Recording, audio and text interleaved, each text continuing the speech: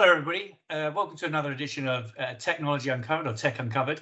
Today, I'm joined by Piers Barton. Hello, Piers. How are you? Hello, Andrew. Very good, thanks. Very good. Yeah, great to be here. Good. So today we're going to talk about something that's really close to my heart.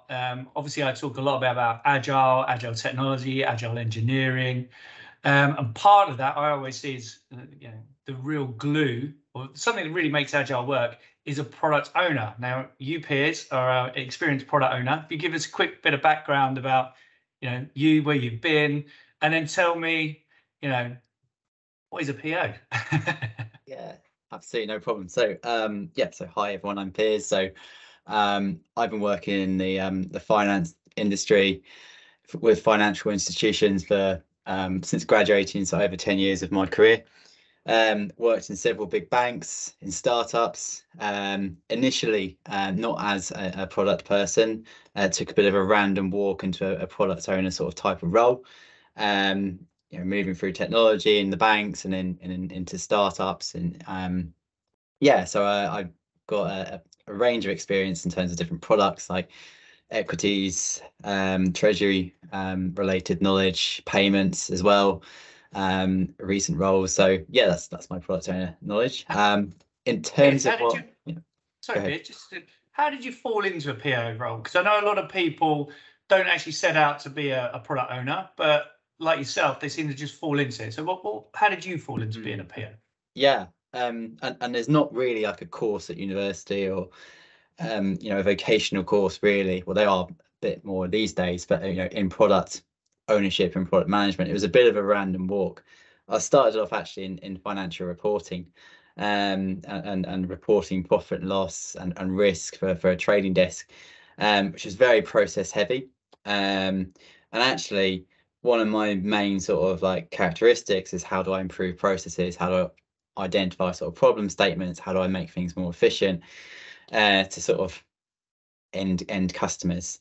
And so I always had like an interest in improving process. When you're doing 12 or 13-hour shifts, if you can cut an hour from your day, that was significant, right? It could mean you could be getting down to the gym at 7 o'clock rather than 9 o'clock or something like that. So it was first that bit, and then moved into being a business analyst for one of the banks, getting involved more in projects, and then seeing the change coming over the hill for the whole finance industry, which was technology. Essentially, it was right. How can I align myself to as much as possible with a tech space, building solutions, using technology rather than just improving process, and moved into a technology-based area of a function of a bank, and then doing my agile training and becoming a product owner that way. That's a nice feed into it. That's you becoming a product owner. Yeah. So in an agile world, agile engineering, agile culture, what's a PO, mate? What's your take on it? Because I know absolutely. And there are many takes and many articles which actually articulate the 5, 6, 7 types of product owner. But if you look at the standard sort of definition of what a product owner is, they're responsible for delivering maximum value to the product. So what does that really mean? I sort of push that definition aside, and then for myself, I think of the PO as almost as the CEO of the product, right? So they are responsible for the whole end-to-end journey of really the customer. So they're customer centric, they're customer focused. So that goes from all the way from ideation and identifying opportunity in the market with the customer, understanding their problem statement, the why, if you would, which is so important when you create product, all the way from taking that into to delivering or creating business cases, getting that approved, and then managing that actual design and solution to delivery with the engineering team, which is a really collaborative process, and then bringing that to market. And then the journey doesn't stop there. It's getting that feedback again from your customers, always being in touch with your customers, and then playing that back into your roadmap. So the PO owns the vision, that why, what is what the product's trying to achieve, its value, if you would, who the customers are. They own the roadmap, because a product is made up of a whole feature set. So what do you prioritize? Where do you prioritize things? How do you manage dependencies? And they work very collaboratively, almost like that bridge between customer and technology, making sure that they're maximizing value. So, you know, you've covered a lot of things there, right? And I noticed that a lot of institutions that I've been involved with in the last 20 odd years, maybe a little bit older than you, but a lot of them get it wrong, right? So part of the work that I like to talk about is obviously agile and making the PO. What are the things I do? But I don't often talk about what I see that goes wrong. So you've obviously been in lots of different roles. From your point of view, what are the things that financial institutions specifically, right? What are the things that they usually get wrong with this? Yeah. Yeah, they do, and I've got a bit of empathy for them, and I've seen it go horribly wrong. So it's interesting. So whilst agile is really a relatively new term, last 20, 30 years in terms of practice, in the financial industry and financial institutions, it's the last 5 or 10 years. And if you've done it in the last 10 years in the bank, you've done well. Now, I'll admit, I did my agile training at a bank, and that was fantastic. You do your 4 or 5 days courses, an internal course, and that's something which the banks and the financial institutions are doing really well. But I think what they've struggled to do in terms of agile adoption, the PO role, and actually how you create agile products and delivery, is they've suffered by two factors. And that's because whilst everyone's done training, that doesn't mean training actually leads to implementation. So there's 2 items which I see really have held back the financial institutions from really facilitating agile delivery and agile product owners and best outcomes to customers. So the first one is organizational structure, and the second is the function role. So first, then organizational structure. So I talked briefly there about how the product owner is they cover the whole end-to-end journey, right? And they're always in touch with the customer. Financial institutions, the way that they've traditionally been created is they've been segmented in terms of functions. So you'll have sales and product in one team and one function, and then you'd have engineering and technology in another function. And there's this handoff, or there's this almost like this imaginary wall, which creates a complete barrier from being close to the customer, and actually to creating the best and most efficient solution. So I think financial institutions haven't empowered product owners, or created proper product owners which actually look front to back through that whole journey. And then the second one is, I think it's still, again, coming back to traditional setup of financial institutions. You've got project managers, you've got change managers, you've got product managers, you've got product owners, you've got platform owners, you've got feature owners.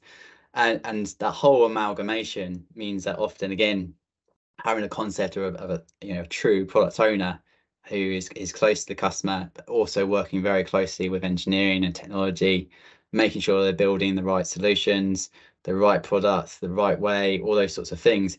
There's no one covering that sort of whole journey.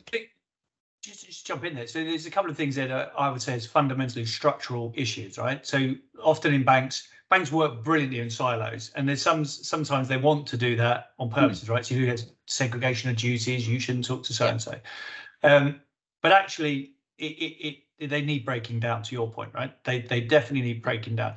The other thing I think that banks do a little bit wrong, and I'm not just accusing banks of this, right? Financial services alone, it's everywhere, right? In my point of view, there's too much emphasis put on predictability.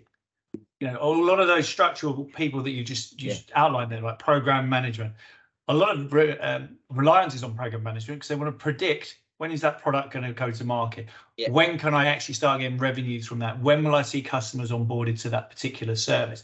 And that predictability, of being wed to trying to predict the future, really causes a lot of friction and problems, right? And if anything, I believe it slows progress down, slows delivery down. You've talked a couple of roles there. Do you agree with that? Is that something you've seen quite a lot yourself? Yeah, absolutely. The way that financial institutions they do their planning is they plan a year ahead. So they plan what their costs are going to be at these different departments and functions. Exactly. What your costs going to be and what you're going to deliver. So almost the roadmap becomes contractually binding rather than here's a prediction of things we can work on. And it gives you less flexibility, these corporations less flexibility to be able to reprioritize, to get feedback live from customers about maybe something needs to change. Actually, can you pivot somewhere else? And so there's less flexibility. And interestingly, the firms which I have worked at, and it doesn't have to just be the startups. Actually, I've worked at some banks which have done it really, really well.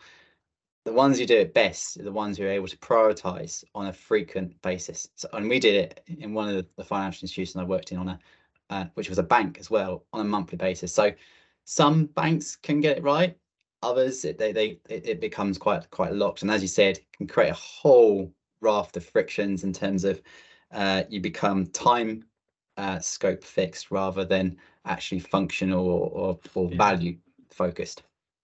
Yeah, the financial controller in banks have got a lot to answer for. Yeah, should have said that maybe.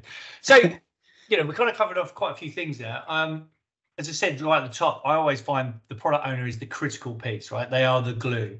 So why do you think the product owner in the scope that you've defined is, so critical and pivotal to anybody who's working in tech? When I say working in tech, financial services is tech-based. Let's face it, you find me a role in any bank or any financial services-based organization that doesn't involve some sort of compute power, right? So it's a tech-based business. Yeah, go on. Why do you think a PO is critical? Yeah, totally. So for me, it's the strategy. So like I said, the PO is that bridge. They're that bridge between customer and engineering. Now, if you didn't have the product owner, shaping like the priorities and that roadmap, you could have the engineering or technology team going off on a completely different path, completely different tangent. There's no validation if you were to values actually being created, values being maximized. And the PO's role there is really to make sure that the tech which is built, or the product solution which is built, is just enough, right? Is it actually serving the right purpose? Has it been over engineered, or is it looking like it's on a track to being over engineered? Putting a pin in those sorts of things. And then if a product has reached its sort of maximum value which you can add to an iteration, right, do we pivot and do we work on something else? So I think giving clear focus to engineering and that clear sort of channel of communication and quick acting as that connection with the customer is really valuable. So let's talk strategy then. So and we won't get into strategy versus culture debate, right? Because culture eats strategy. Yeah. Anyway, let's talk that. So a lot of organizations, big banks will have the same viewpoint, and even like small fledgling fintechs, small startups, they also get stuck with this a little bit, which is that strategy is set by the business. Okay, it's set by a board, maybe. Should it be, but it's set by a board on its own, and then it filters down into the organization, right? So that's usually the typical way of looking at strategy. Strategically, we want to play here, strategically, we want to do that. But I've often, and for the last probably 10, 12 years, argued that actually any strategic decisions you make now needs to have tech and product in the room. And I don't see tech and product necessarily being as a business. I don't see a business technology divide, to be honest with you. So you need to have your tech specialists, and you need to have the likes of yourself there as product helping formulate strategy. Yeah. What do you think really makes that? So I'm saying it's important, right? I want you now to say, maybe validate what I'm saying here. But why do you agree with me? Actually, that's more to the point.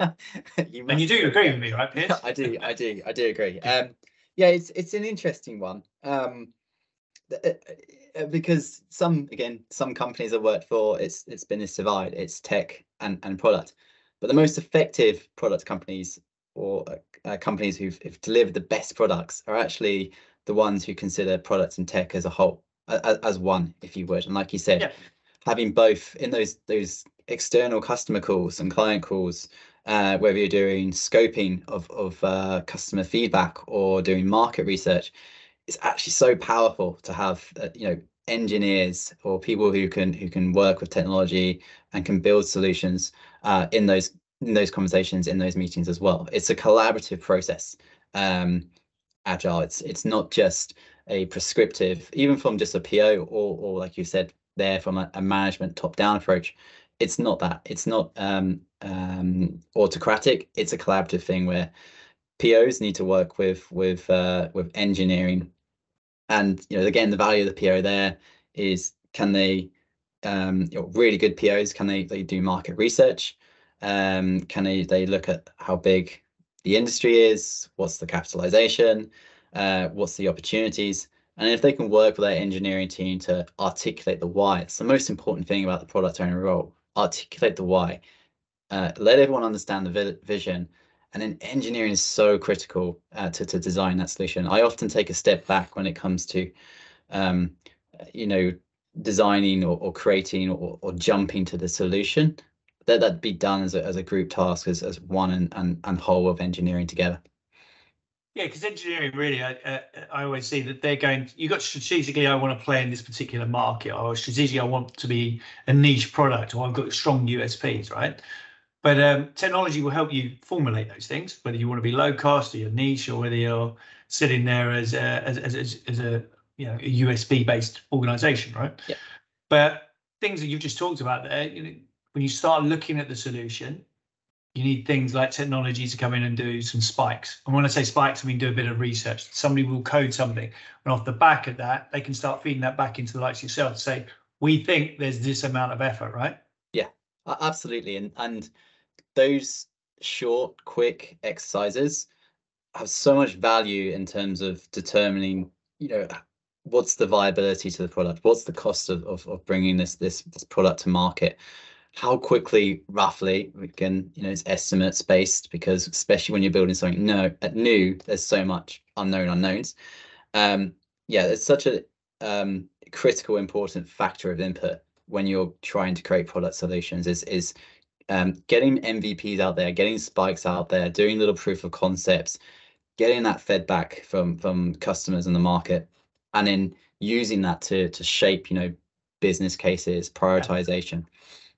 And of course, you've been talking a lot about product driving tech.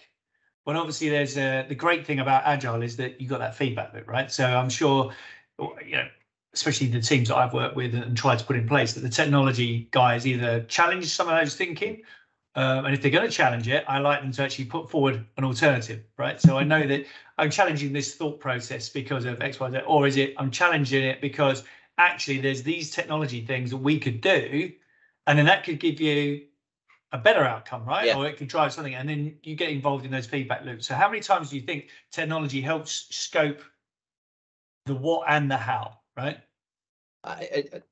Honestly, almost every single time, if not every single time.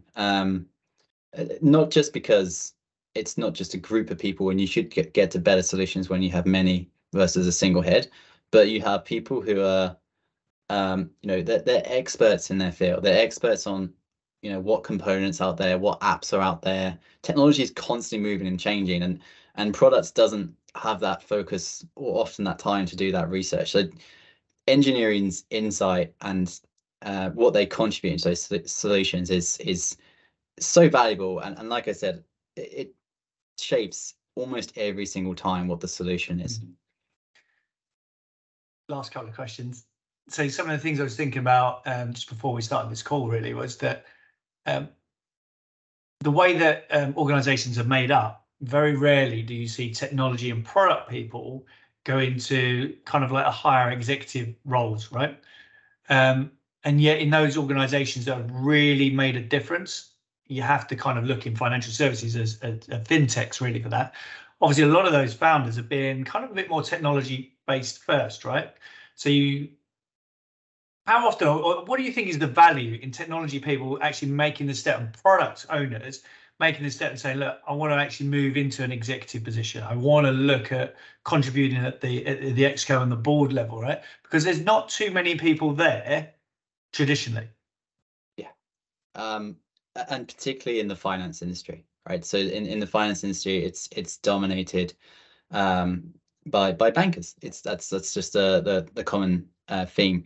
If you look across other industries, you look at your Spotify's, your Metas, the the big successful companies of the last 10 and 50 years, they're all companies which have had, or most of them have had CPOs, so chief product officers, CTOs as well, chief technology officers, all on the board, all contributing, all driving. And that's all because technology has such a huge role to play in our society and how we interact with and use products. It's all digital these days. So yeah, I think in short, to answer your question there, I think the more successful financial institutions are going to be the ones who put focus on CPOs, CTOs on those board positions. Yeah, we shouldn't lose sight, right, that the biggest companies in the world have been founded and led by predominantly tech visionaries, right, in the last 30 years. Apple, classic one, right? Well, Microsoft, Bill Gates, right? You can go quite a few. Yeah, actually, if you look at Microsoft now, you've got Satya, who's sitting there as the CEO. He's very much an engineer who's come through. Azure was one of his babies. He was looking at that, along with Scott Go, and then the path that he's gone through. You're not seeing that so much in financial services, but I think you kind of will a little bit more. Yeah, I think financial industries, and particularly the incumbent big banks, they're always playing catch up, right, to innovation. And I think one of the ways which they all start to be more proactive rather than reactive is if they put more emphasis on their technologies and more emphasis in being product led. Yeah. And actually, on the last question then, so culture, we spoke a little bit and we started to talk, we flirted with a little bit. The culture that you see best that works across agile engineering, right? What kind of, tell me a little bit about what you want in terms of bosses versus leaders versus visionaries versus principals, those sort of things. Yeah, absolutely. So the first thing I'd say you need in terms of culture in these successful financial fintech companies is you need visionaries. You need people who are going to, like I said, inspire, make people dream differently to what's the prevailing current solution. And they have to be inspiring leaders, right? Because starting out these sorts of companies, whether it be like a fintech or actually making any change, if you're an established financial institution, people have to buy into vision. They have to buy into that why, the sort of Simon Sinek sort of stuff, right? That's what people are engaged, and how you capture people's emotions and their motivations. So first of all, you need your visionaries. And in terms of establishing success, I think one of the most important things of culture is that flat hierarchy piece. So again, financial institutions, by way of manner of how people can get a pay rise, they have to get a pay rise, they have to get promotion, which means to get promotion, they often have to become a manager or a manager of managers. Yeah. You have a hierarchical structure, right? Actually, what you want in really true sort of agile companies is a really flat structure where everyone is empowered to contribute something or to make an idea or to bring a solution to a table, and for everything to be fairly and equally discussed. So because if you've got that happening rather than a top-down approach, then everyone has a sense of a feeling of ownership, accountability, skin in the game against these products and these solutions, which is only going to attract better outcomes for customers and products.